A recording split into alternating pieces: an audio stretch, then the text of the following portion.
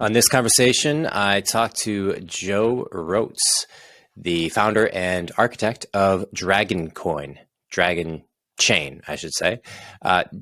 Dragon Chain helps facilitate scalability and interoperability for traditional businesses to help them leverage blockchain. Joe has over 20 years of experience in software architecture, focusing on security and scalability. He's created and led multiple tech companies. We talked about some of his experience with large companies, Overstock, Coinbase, Lockheed Martin, Disney, where he saw the challenges internally in these companies and desiring to integrate blockchain, but not knowing quite how to do it. So Dragon Chain is essentially geared at helping to solve that problem of helping large companies integrate blockchain projects.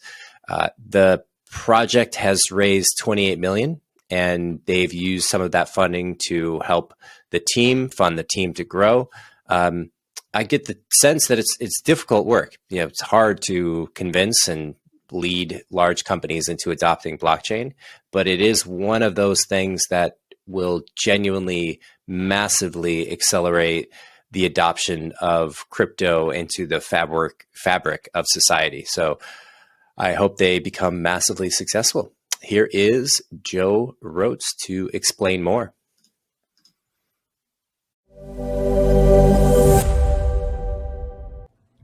All right, Joe, I'm excited to be with you, man. We just had a good pre-show conversation.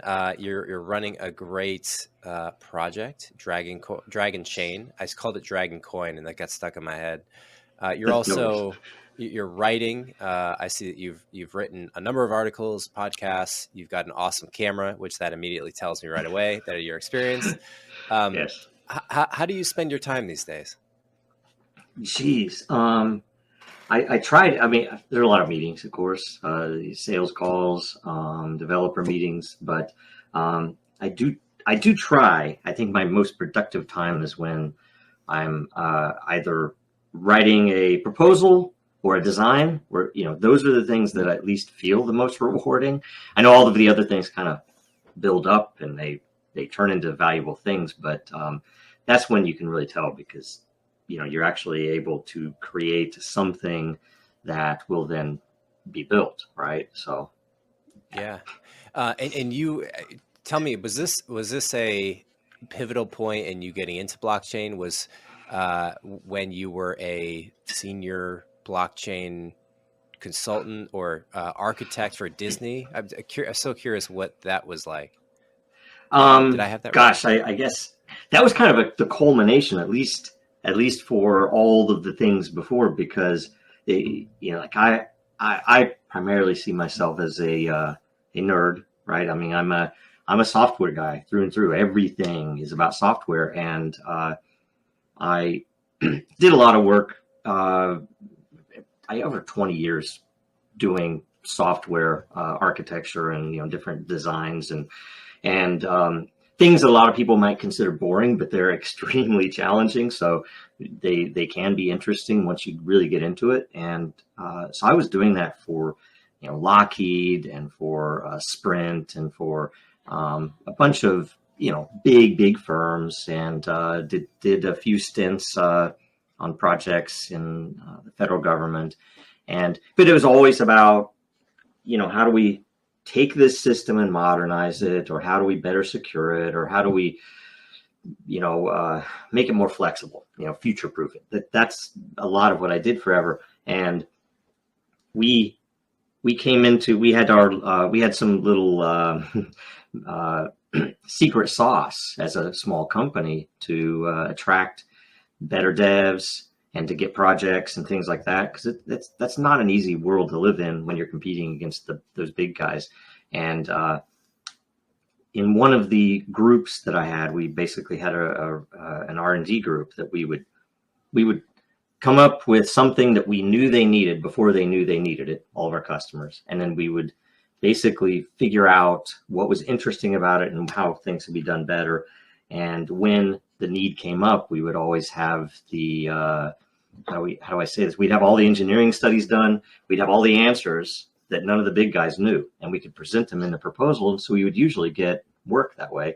And one of the guys brought in Satoshi's white paper in 2010, and it was kind. I looked at it on the weekend. It was kind of eye opening because all of the technologies involved were pre-existing. Everybody knew they were well proven, and yet the arrangement, the structure of the actual blockchain was very unique and very interesting. And so I started getting my people on board with, okay, what can we do with this, beyond just currency?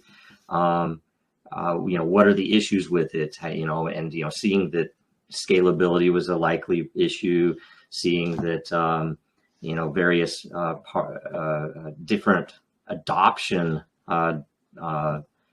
use cases were possible. We started just trying to hit it from every angle.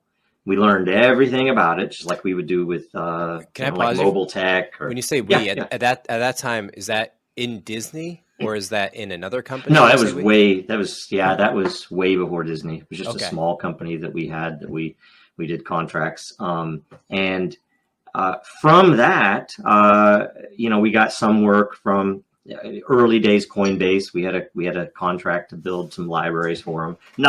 Nothing major, nothing fancy, but it was still, for us, is like, we're getting paid in Bitcoin. That was just an enormous, amazing, cool thing. We kept trying different angles, and I came up with this, essentially a good model for an architecture, a good starting point.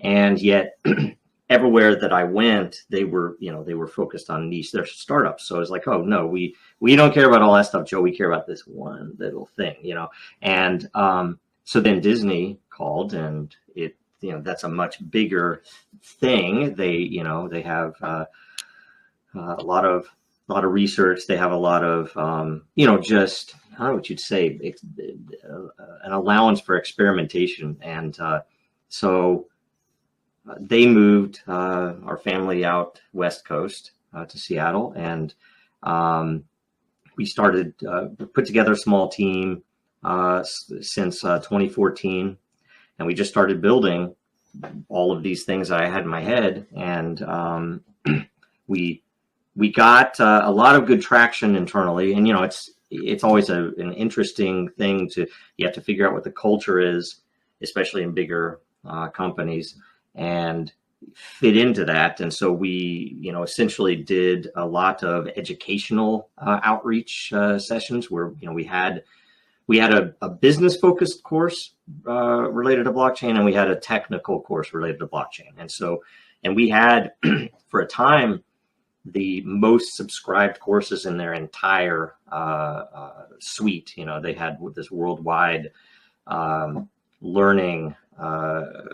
I don't know what you call it, but it's basically an application and site where you could take all types of courses and stuff.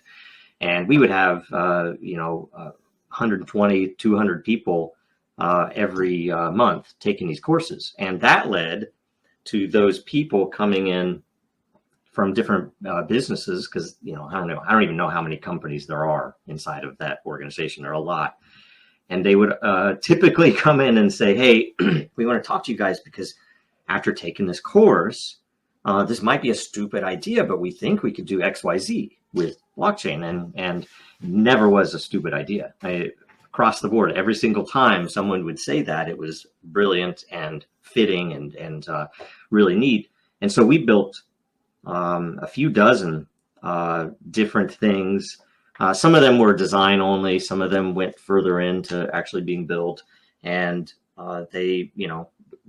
we released those. Those use cases are out there, and we made what was the first interoperable interchain system there at Disney, because I convinced the higher ups to let us run a Bitcoin full node, and it still kind of blows my mind that they said sure, and we were able to put what was until then kind of an experiment to the test, which was the whole point. That as an architect, you should look for cases to throw something up against the rocks. See if it breaks, what breaks, how it breaks, and then learn and fix it. And so we got to do tons of that there. So it was amazing. And what's their just so I understand it? So Disney is hiring an R&D team to explore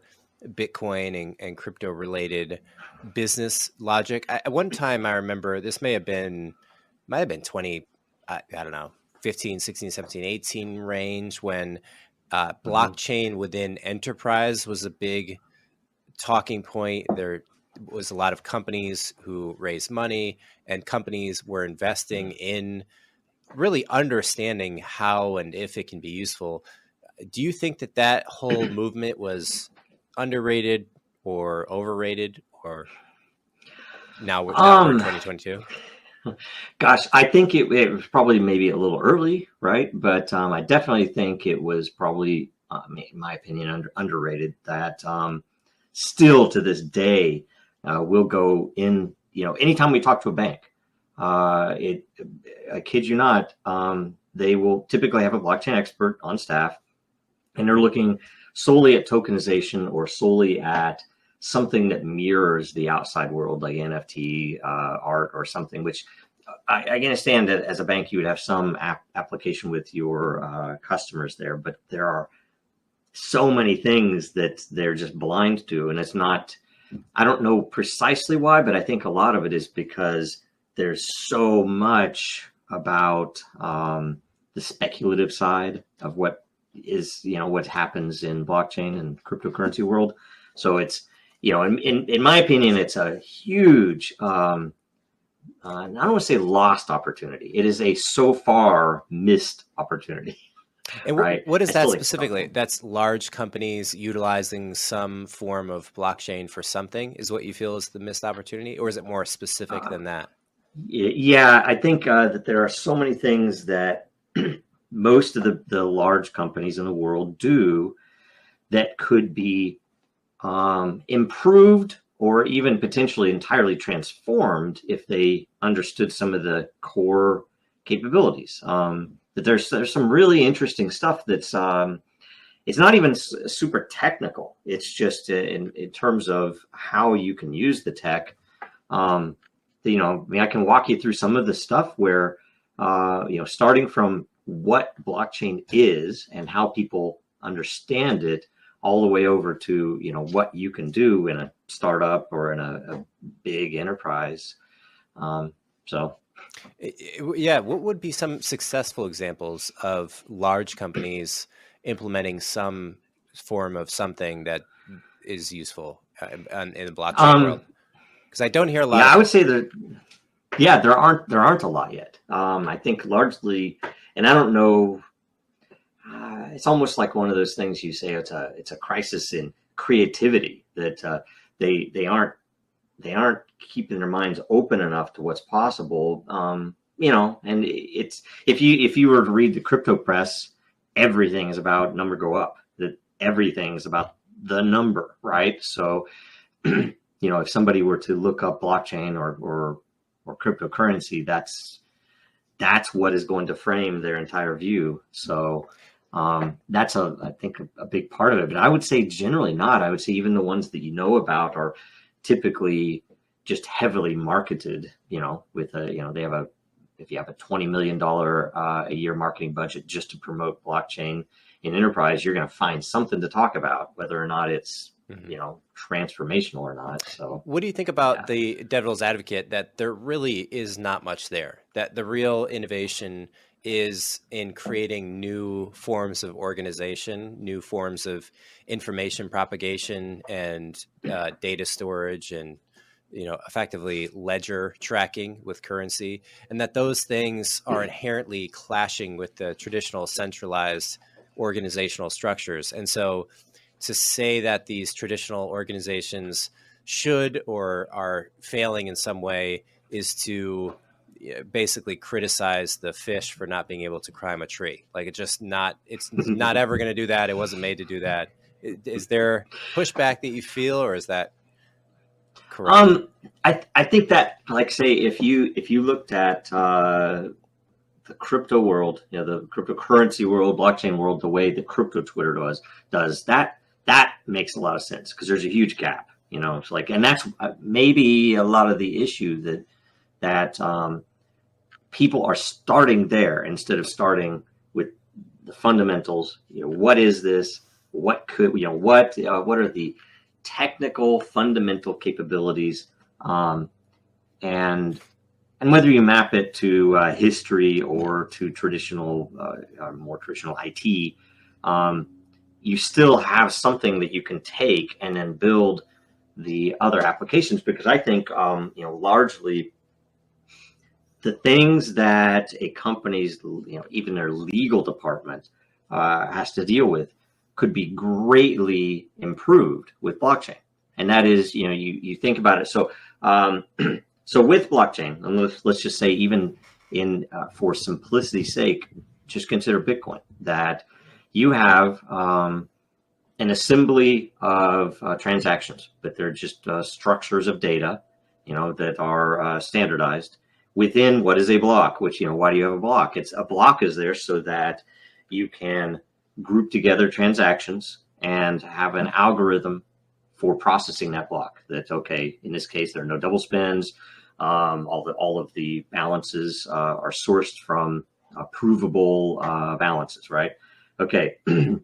Now you apply proof of work to it, all right? And a proof of work is, from our angle, philosophically, the measurable component. Because you could have this structure with no proof of work, and here, okay, it's a blockchain. It is a blockchain. There are many blockchains that do that.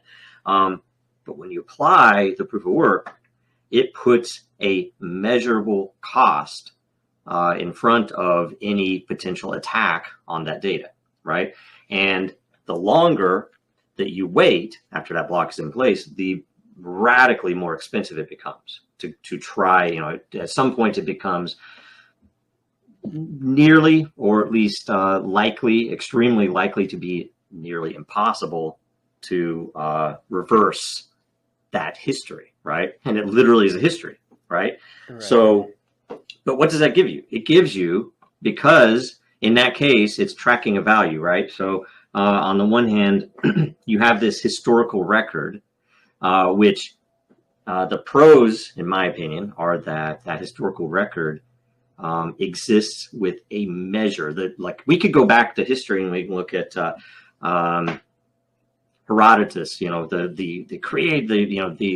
father of history, and there's some question. Half of what he said, is this really true? No, it was a story from 100 years prior. It was whatever else. They don't actually know, though. There's no way to measure which of these words were actually true, right, or accurate, or sourced. Even if they were untrue, but like this particular historical figure told me this. There's no way to prove any of that. With Bitcoin, you could go back to 2011 and see a transaction, and not only can you prove it for history, but you can actually put a figure on how much energy has been used since that point in time to build the security behind it.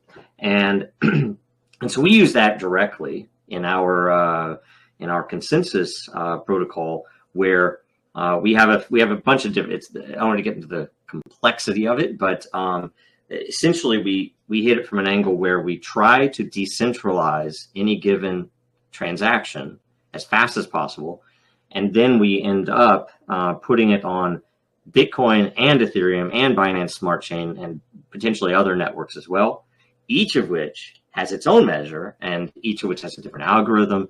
And essentially what we're trying to do is say anything, whether it's legitimate history of Elon Musk tweeted this, or Donald Trump tweeted that, or here's a contract that I just signed, or one of our users just accepted our legal terms to create an account on the site.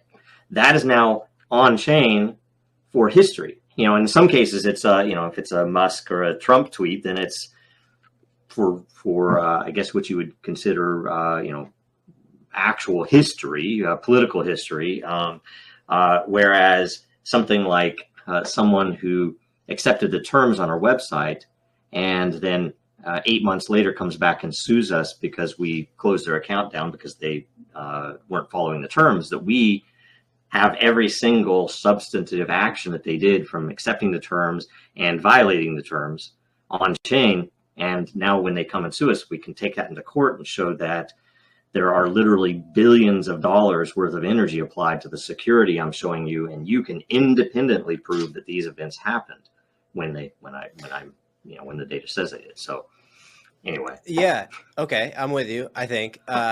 So you're describing effectively the different use cases for blockchain. And Right. that could be storing information about a terms of service, some legal thing, a tweet, really anything that you could possibly record. Are you describing the way, speaking about Dragonchain, are you describing the way that Dragonchain's business model works, where you're taking this foundational layer of blockchain and allowing people to create different application layers for that? Is that kind of, tell me how what you just said parallels into what Dragonchain is and what you do. Yeah, so I mean, some of our goals for the architecture itself, and then for what we've built and others have built since, was largely focused around, okay, here are the core capabilities, and we want anybody, startup, enterprise, a hobbyist, to be able to come in and leverage that proof system to do anything. And it could be to create, unique currencies. It could be to create histories that are provable. It could be for, legal applications. It's a whole range of anything you would do. And I've likened it, like say early in Disney, they wanted us to answer questions about, how to analyze different use cases. And, where do we not use it? Where do we not? And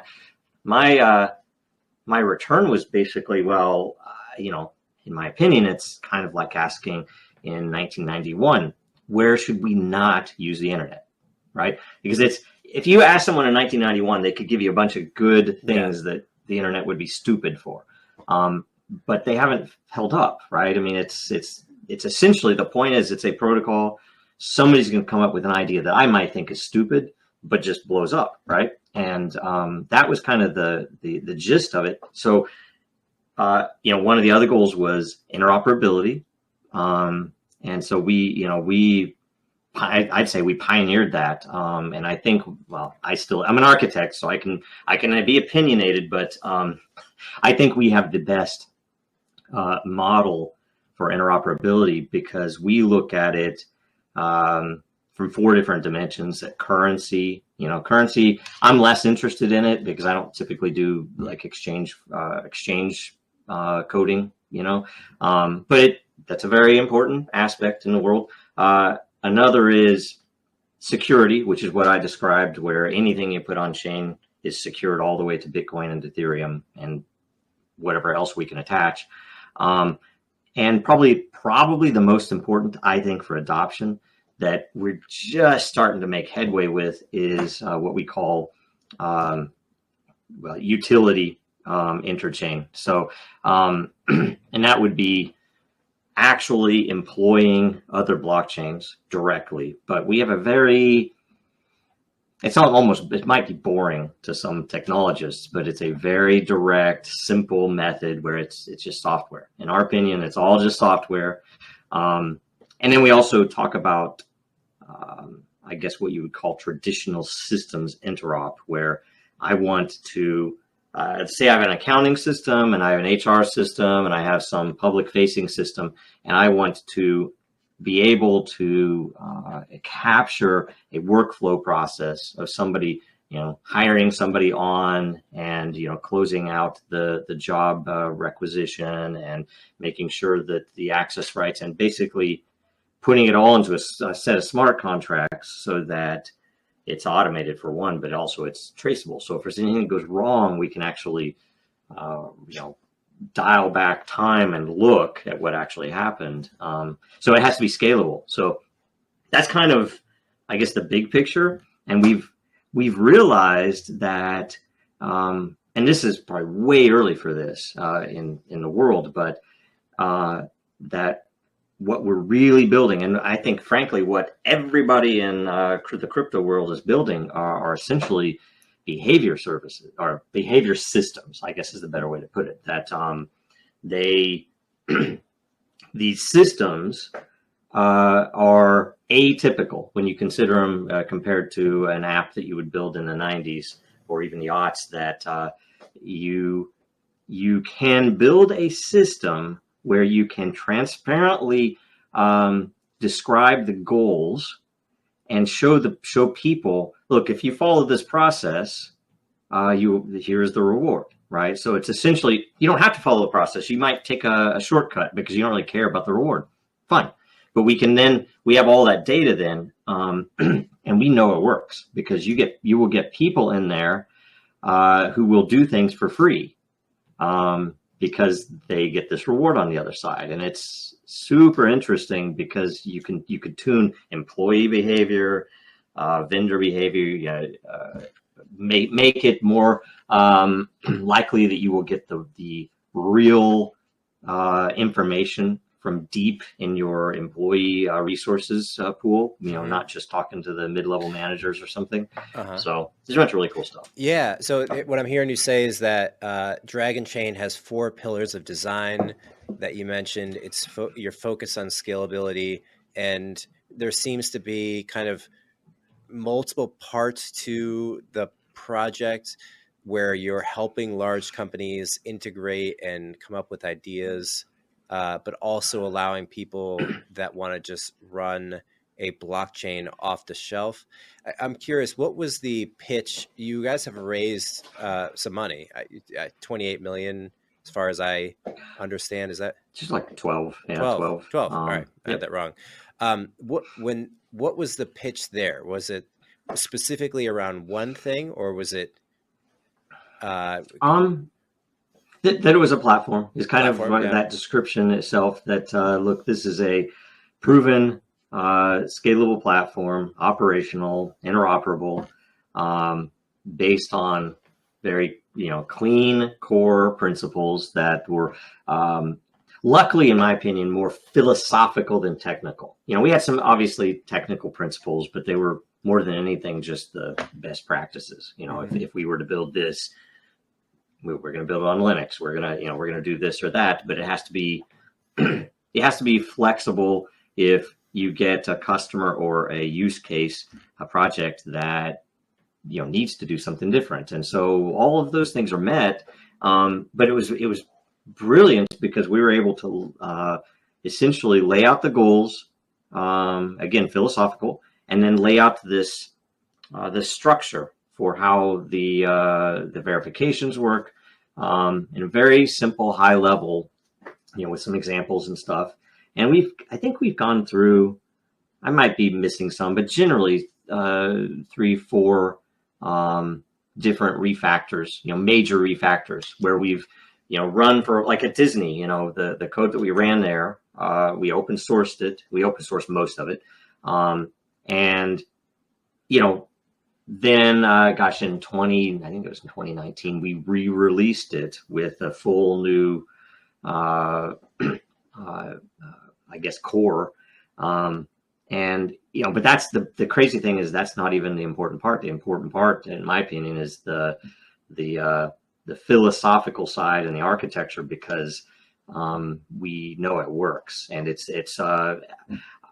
I tend to describe it as somewhat, it's a holistic architecture where you can look at it fully from the security angle and you'll understand why certain decisions were made. You can look at it from the scalability angle, and it's different reasons, but it's really interesting because they match up with some of the byproducts of the security scope.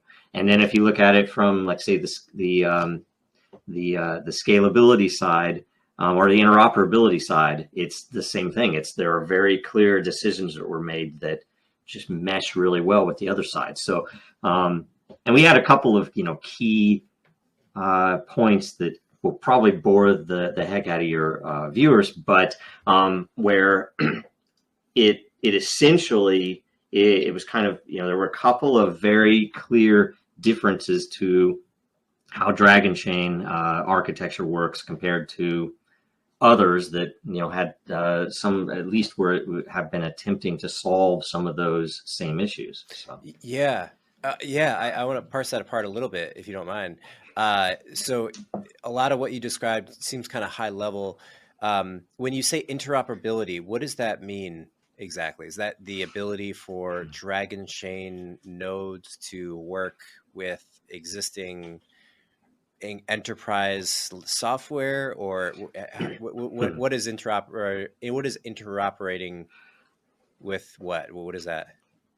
okay, so we see it as four separate Mm-hmm. things to look at. The first that if you ask someone on crypto Twitter, right, or in certain projects, what is blockchain interoperability?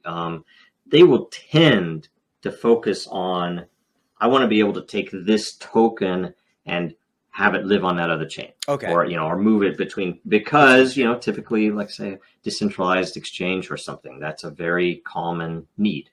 So we have some very, very clear tech around that. It hasn't been our focus though, because there are so many people looking at that, and it never really interested me as much. Why? Because most enterprises, most startups won't care a lick about that, right? I mean, yeah, if you're a crypto startup, you're going to care about that. But if you are, you think about it, 99.9% of all the businesses in the world don't have a token. They don't care about that.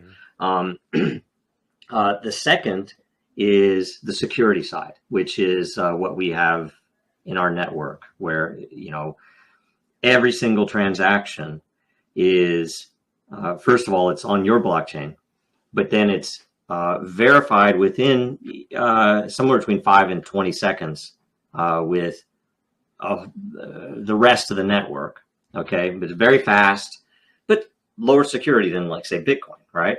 And then at our fifth level in our consensus process, it actually has a scaled, very efficient approach to bridging the security to Bitcoin and Ethereum and Binance Smart Chain right now. And the point of that is to have variety, because like say in the past, we've had Ethereum and Ethereum Classic, and it was a good demonstration. People would ask, why do you have Ethereum Classic? Yeah, people would get religious about it. Like, calm down. It's there. I have respect for why it's there for one thing, but the main reason is a demonstration that when Ethereum Classic had a 51% attack, it didn't affect the proof, and the beauty is we don't know. Like, say, if you look at history, none of us know if Ethereum is going to have an issue in 3 years. Nobody knows if Bitcoin is going to have an issue. Maybe there might be something that is not known about the cryptographic curve used on Bitcoin. No, nobody knows. I hope not. I doubt it. But the point is, doesn't matter, because we're still capturing on Ethereum and capturing on Binance Smart Chain. And, when Bitcoin fell down, it would come back up. And, the most unlikely thing possible is accounted for. So variety, and what I mentioned before, the ability to, and I could talk to you about the way that we measure proof, but it's essentially for both Bitcoin and Ethereum proof of work. We can take and this is still in that security window there. We can take the relative hash power, that it kind of ebbs and flows over time, depending a lot on various things in the world. And we can assume that every miner on the entire network is using the most efficient current mining rig, right? So from that, we know approximately how many watts might be, conservatively have been used in a 24-hour period. We can then take that and use take a conservative approach to how many, given that many watts, let's say the cheapest power in the world, so how many dollars would have been spent on that many watts? And so we can give a conservative measure that ends up being tens of millions a day, and essentially about $1 billion every quarter worth of security. So that's the second. Mm-hmm. The third interop is between chains. So if you're running a Dragonchain node as an example, and you have some reason to interact with an Ethereum or a Solana smart contract, that's the interoperability that, if you're a crypto person, is very important, because like say we have a lot of operational systems where they do a lot of stuff in-house. So it's a grandma safe system. You don't need MetaMask. You don't need a hardware wallet. You don't have to be a technophile. You can use it. And yet, the drive for adoption is when you realize, up in the corner of my profile, I realize, wait a minute, you're saying I have $300 worth of those. Now all of a sudden, I have a reason that I want to learn how to use crypto, right? Before that, it was just I'm using the system and I'm getting points and I'm building reputation, building whatever else. And with that, we have very scalable ways then, because Ethereum fees right now and the recent past have been kind of nuts. But we have very, very scalable ways to let people, when it makes sense, you can interact with Ethereum. It might mean that you should wait until some evening, or make sure you build up enough of a balance if you want to withdraw something to make it worthwhile. But that's where those interactions occur. They can also be things like if you need something that is a use of a pre-existing smart contract, multi-sig, things like escrow accounts, where you don't want to hold the money. You want it to be somewhere that is viewable, where there's a known algorithm to access it, and that way it can be non-custodial, all of those things. And then the fourth, and I think the most important, is that integration or interoperability with traditional systems. And that's like the example I gave about the accounting system and the HR system interacting with smart contracts. That I think is the primary when the large organizations finally realize what's possible there. That's when that's just going to blow the whole industry out, because people don't realize how much processing is going on. And right now, in most enterprises, it's a very sloppy interaction. Yeah. It's, there's people, an admin can come in and change the entire system and no one would know. Yeah. So great. So you just described various components of interoperability that Dragonchain employs in its design or architecture. Can you tell me just roughly, in terms of how far along you guys are? I assume you would measure your progress. In the beginning of the conversation, you mentioned that you put together proposals and do sales calls. So as an organization, I assume that you have some centralized LLC or C Corp, and then you also have this Dragonchain coin that's out there, which is getting less attention than the former. Are you, when you're going and selling these companies, how far along is this? Is there any companies using this? Are there dozens or hundreds, or just in terms, so I understand what, where you guys are. Right. There are, we have a lot that we partner with, so I can talk to that, so, there are a lot of startups using it, and there are, some larger orgs using it, and there are, we have a good handful that we are working with directly that are bigger organizations that are in development, right? So, but yeah, we're very early still, and it's like it's hard, because for me it's like, gosh, this is taking way longer than I'm very impatient already, but we've essentially probably made the most improvement in communications. Like, say, I generally know how to describe it to a business that should know a particular thing. Like a lot of times we'll go into a call and I'll, that's really kind of what I'm trying to figure out is, does this apply to your organization? Because that this type of an org, I think it might, but I don't want to assume anything. Because then they can realize, we could solve these problems, not not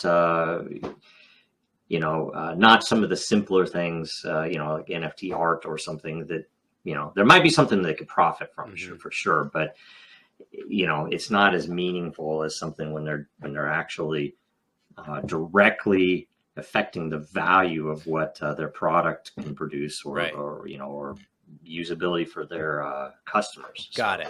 And Dragonchain, effectively the pitch is, hey company, you have a problem maintaining a record of something. It could be people checking the terms of service. It could be internal packages sent or something. You take our blockchain, you white label it, and then we'll help you design it, customize it to fit your needs. Is that basically the pitch? Yeah. Kind of. Yeah. Because I mean, it's we don't even have to say white label, because every node has its own blockchain. So if you're using Dragonchain, you have your own blockchain, and you can start really on the simple side, just ledgering stuff, and then you can get further into where we have a lot of interesting tech for the orchestration of smart contracts, so that they can be more atomic pieces that you hook together to make a process work. So it's pretty neat. So if Nike came to you, would you say that Nike, and they're interested in doing something, would Nike use Dragonchain, or would they use a Nike chain that's built using the technology that you've built? That might be semantics. I don't know. I mean, they could use a blockchain that is hosted on our network. A lot of groups do that. They start with us hosting it, and then if they expand, or if there's something particularly sensitive that they don't want to run in a certain cloud environment, they can deploy either a second chain or another chain, or they can redeploy the whole thing to their own environment and fully control everything. And it's still hitting the network. It's still doing all the things, but the issues that you might have with the sensitivity of data and everything else is all taken care of. They don't have to worry about anything. And yeah, so in my opinion, they should call it the Nike chain, right? But it would be running on a Dragonchain software. So yeah, would it be? Would you in the past, or would you consider helping companies launch their own chains, like de novo from? Oh yeah. Okay. Oh yeah. I mean, that is what we end up doing with most of the customers. They have their own chains, and they'll typically come to us for either higher level questions. Can I do X? Right. Can I do Y? What's the impact if I need to do this in the future? That type of stuff. So, and do you think where do you draw the line? I know you gave the example earlier of the internet, saying, give me examples of ways you can't use the internet, and now very few of those hold true. Do you feel that every company, regardless of their size, eventually is going to have their own token, their own? I mean, how do you sort of frame the future destination point that we're headed towards? Or is there some piece of it that's just you're unsure about? Gosh, I mean, let's say 100 years in the future. I mean, in the very least, history itself should be on chain. All history, right? Everything should be on chain. And here's the reason, because some of it, and I say that, I would maybe separate privacy concerns, because there are various things that you should be able to do things off chain too, if that were the case, right? But the point is, if I'm providing a service to you, both for your and my own safety and security, and even how I charge you, it should be on chain. If I'm charging you, it shouldn't just be a record in a database, right? It should be on chain. Now we have some really interesting tech where it's almost the same thing, because instead of storing the data in a file system, or in what would typically be considered here is my blockchain node, that you can store the same data in a relational database, and have the developers then don't even have to know anything about blockchain. They can just say, I can show you that transaction. Boom. And here's the proof. Boom. And so, anything that you're already storing in a database, in my opinion, that the actual create, update, delete actions for that data, and especially if you're doing anything where an admin might come in and add a new trigger or add another admin user, that should definitely be on chain. Because here's the thing: you can, it's an extremely important use case to prevent fraud. That even the ability to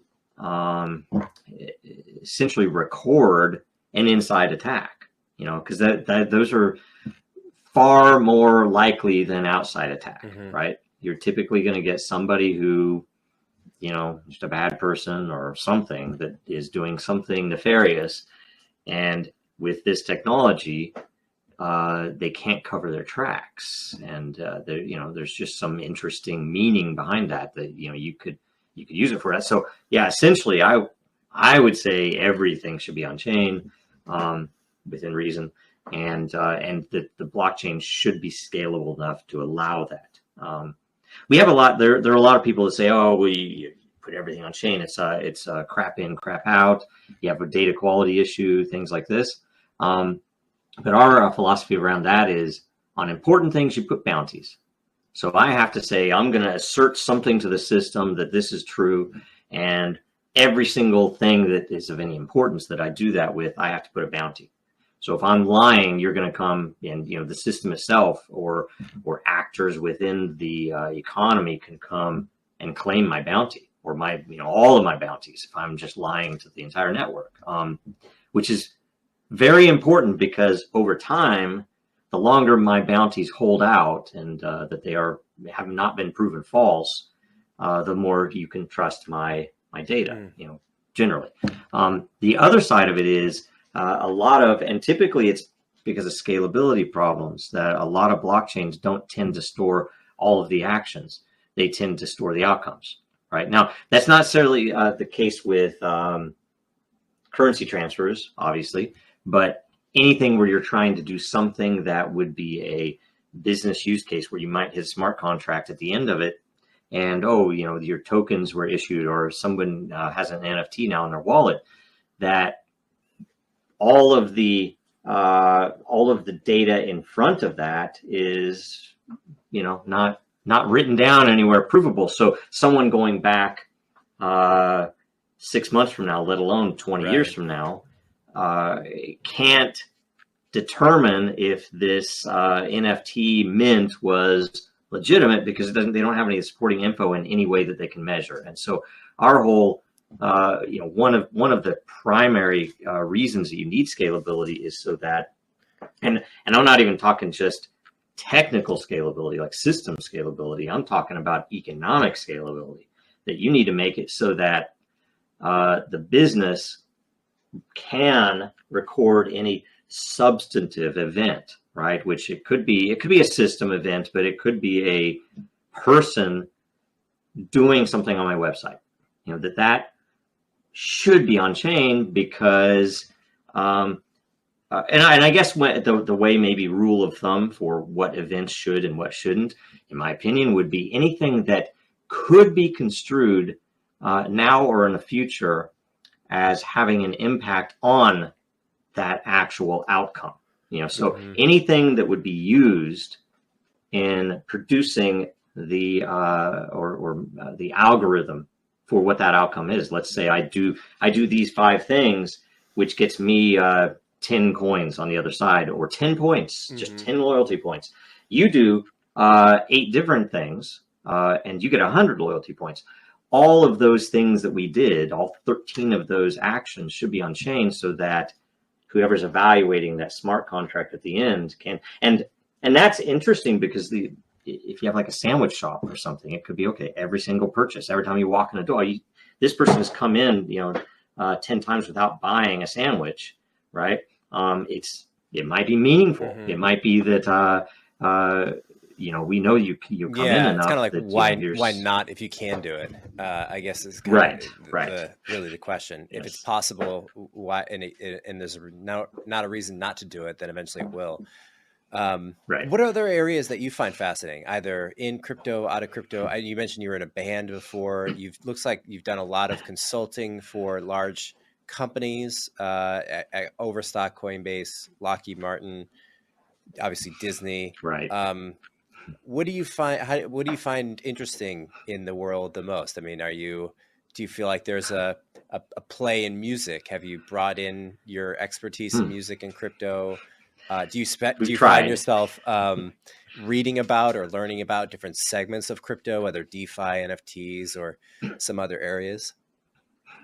Like say if you like, how do I say? I don't have the time that I used to have to really research and analyze a lot of the projects. There are so many projects, Yeah, good and of bad course. out there, and sometimes it tends to be, when there's like the most recent attack, that becomes something that kind of drives me to look into. It's like, well, what were they trying to do, and why did it fail?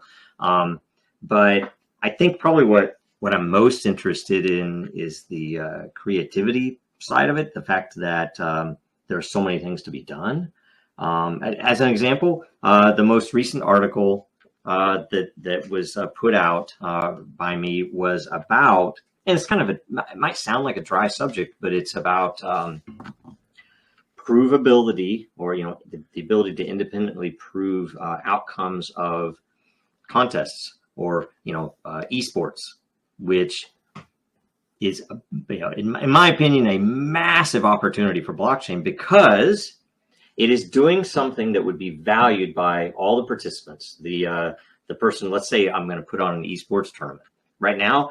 If I were doing that, I'd be worried that that there could be a driver for someone to get a job with me to cheat and get some kickback from some because there's money there. If there's a big multi-million-dollar tournament prize, you have to expect somebody's going to try to cheat.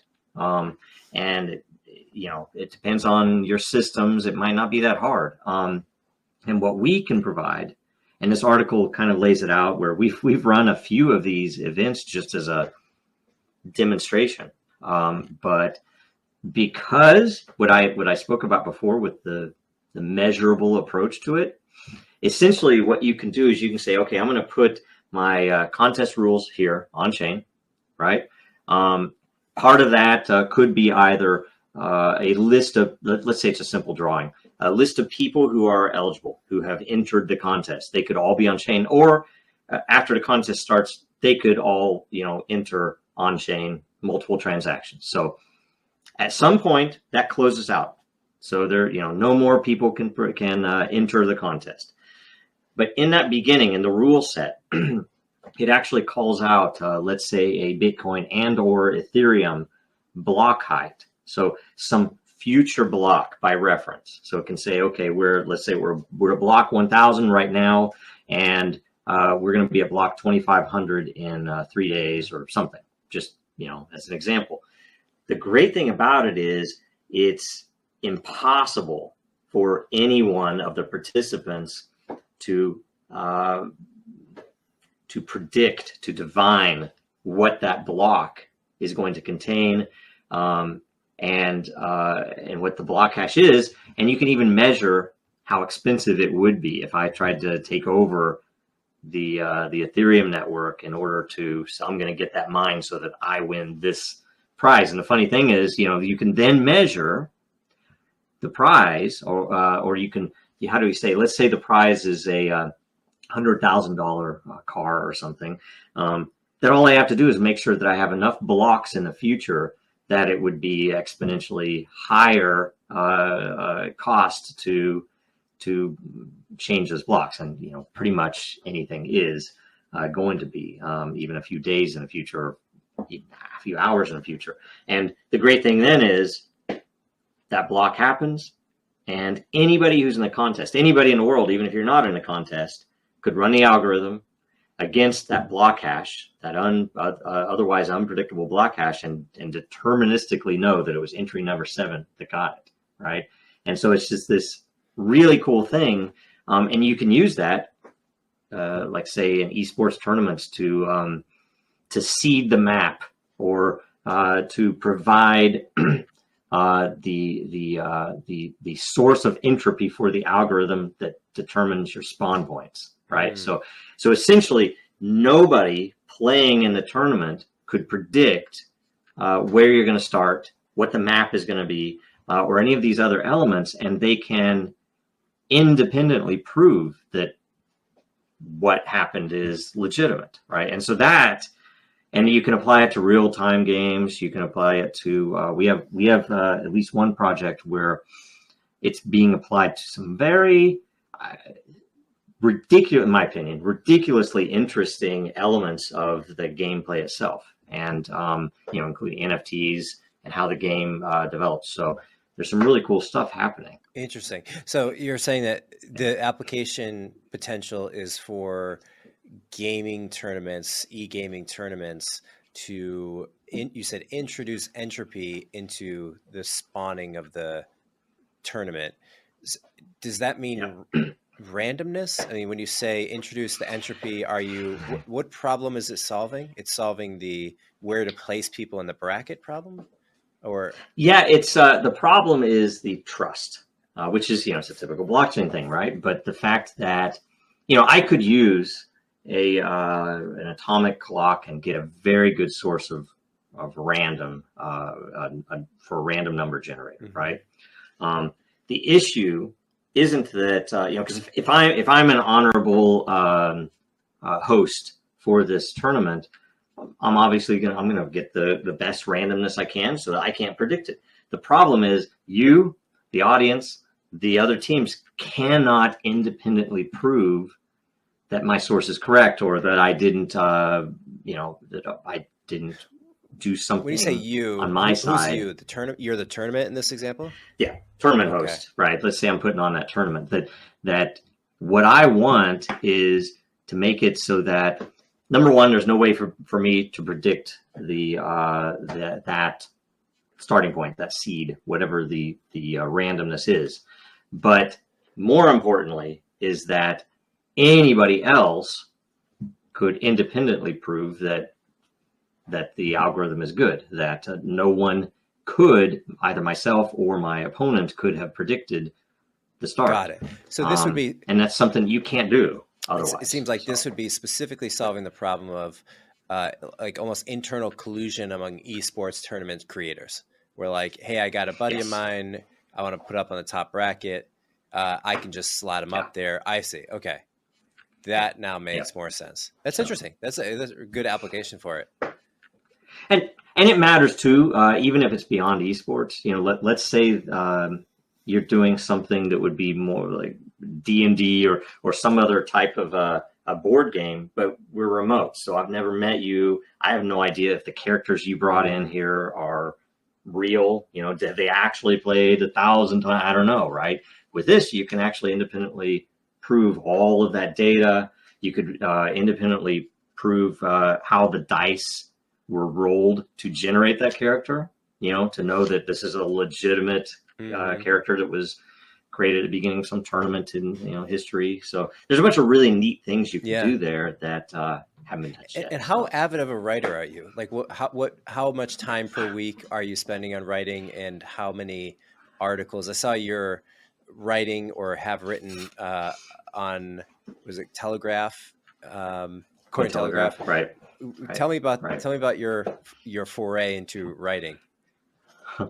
I've usually written stuff behind the scenes. Okay. Like I usually write, white papers or, documents to describe how some of the tech works and things like that.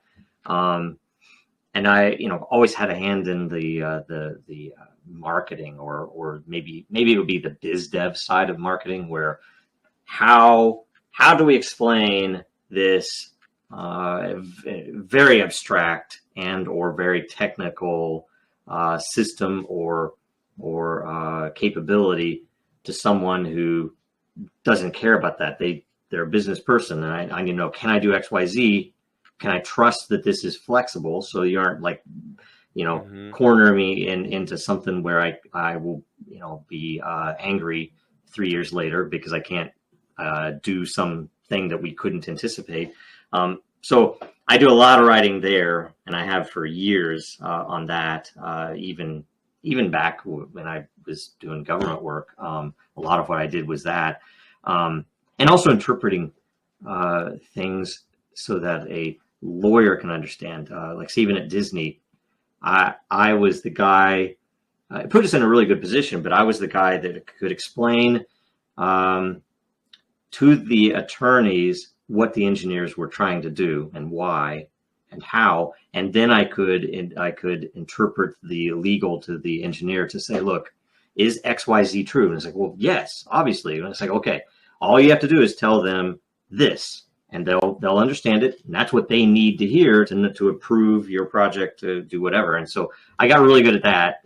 Now, I don't spend enough time doing it, but the Cointelegraph thing was actually pretty interesting to us because they opened it up, and it's like, oh, it kind of gets us, how do I say? I mean, I guess it's on the free marketing side, right? Okay, we have to think, okay, what tech subject is interesting and unique, and how can we frame it in a way that isn't, salesy, right? I mean, they don't want something where we're shilling the project, but I'm fine with that because most of the stuff we do is very, at least in my opinion, very important for the world. I mean, we aren't really focusing on stuff generally that it isn't in our opinion some strategic that there's not some strategic reason to be working on this. So we found a few things since we started that we didn't expect on even the scalability side and some of the economic pieces. And then with behavior systems, we're constantly discovering new principles on how to have the system, I don't know, how it's influence. Okay. I guess it's an influence of behavior, right? So influence. Yeah. Got it. A lot to think about. So, you have quite a diverse background. So having been in the band, been a software developer at some point, and then worked as an architect. I used to do graphic design. I was a logo developer for quite a while. You got all the skills. Fascinating, man. And the site is dragonchain.com. This is great. And there's you wrote the white paper, which I read through, which was informative. Where are you publicly? Throughout your Twitter or anywhere else that you're personally putting out information? Yeah. Twitter, I'm at Joe Roets, J0R0. I think I'm the same at LinkedIn. Okay. I'm not on Facebook. Yeah. Sweet. Yeah. Din.social. Din.social. I'm Joe. I'm the Joe what there. Is it? Din.social. Din.social. It is, I think, the quintessential. It's maybe what I would call the what's the word I would want to use? The reference implementation of what we consider a behavior system. It's essentially a philosophically open community-based. It's kind of like Reddit, where you have multiple communities, but we use behavior systems. We use blockchain, and we use those fundamental capabilities to largely, so far, in my opinion, has been very magical because we don't have a tremendous number of trolls or bad behavior because it tends to disincentivize your actions. And a lot of them are just, we don't have any moderators, as an example, and we haven't had a lot of problem. Now, I hate to say that, and knock on wood, it won't just draw people in just to cause problems, but it's very interesting because people get in there, and we have a lot of people that were not crypto people that use the system because it feels right. It's just more organic than something like Facebook or Twitter. You're talking about DIN.social? No, DEN.social. And this is a site that you built? Yeah. Oh, yeah. Cool. Yeah, it's built entirely on Dragonchain. Every single post, every single reply, every single vote, every single message, and everything that happens on the system is on chain. It has, as an example of the scalability, it has itself on that one system produced over 150 million NFTs to date. And it has a really interesting process for creating new communities that, runs through an algorithm. It's pretty neat. It's awesome. So, anyway. Yeah, we'll include it in the show notes. Joe, thanks so much, man. I appreciate you coming on. It was fun to hear about your story, and I hope you guys keep crushing it. All right. Thanks Joe. so much, Mike.